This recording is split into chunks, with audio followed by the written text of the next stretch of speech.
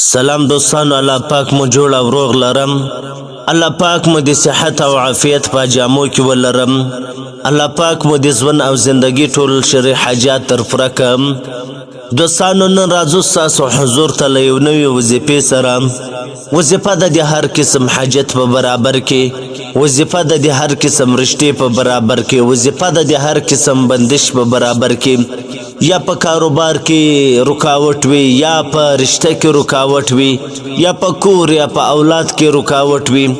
د دغو ټولو لپاره ډیر مجرب عمل ده، ډیر ازمویده سوی عمل ده. دوستانو، که سړی غواړي چې زما د کاروبار پرمختګ وکړي، د هغه لپاره دا وظیفه ډیر مجرب شی ده. د رشتې لپاره او د کاروبار لپاره که یو څوک وایي چې زه کور غواړم، دا حاجت مې په زړه کې ده، لیکن هغه د دا وظیفه په پایبندي سره وکړي، الله پاک به دا حاجت ورپوره کړي.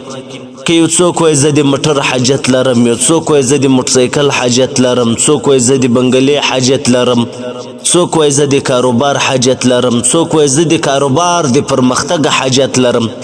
د دې ټولو لپاره دا وظیفه ډیره بهترینه ده او ډیره ازمویده ده او ډیره تجربه کاره وظیفه ده. زموږ خو اوس په خپله یو حاجت راسې مخې ته دا وظیفه کوو، هغه حاجت الله پاک لرې کوي. خو هو شرط دا ده چې دا وظیفه به په یقین او دهاني او په پایبندي سره کوئ. داسې نه چې یوه ورځ صحیح وکړل و زموږ حاجت پوره نه سو، 2 ورځې 3 ورځې 5 ورځې نه، دا وظیفه به مسلسل کوئ او مسلسل به دا وردونه وایست. انشاءالله الرحمن الله پاک به مو بیا حاجت تر پوره کړي. دوستانو، راځو د وظیفې و طرف ته. دا عمل پر داسې ترتیب به کوئ چې زه درته ښیم.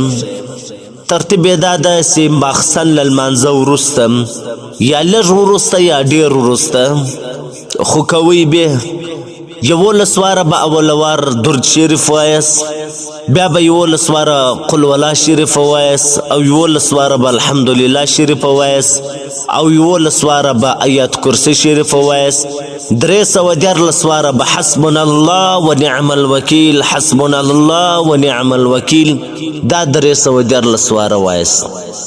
داسې مو ووایئ، په پای کې بیا به 11 واره درود شریف ووایست، او 11 واره به قل ولا شریف ووایست، او 11 واره به الحمدلله شریف ووایست، او 11 واره به آیت کرسی شریف ووایست.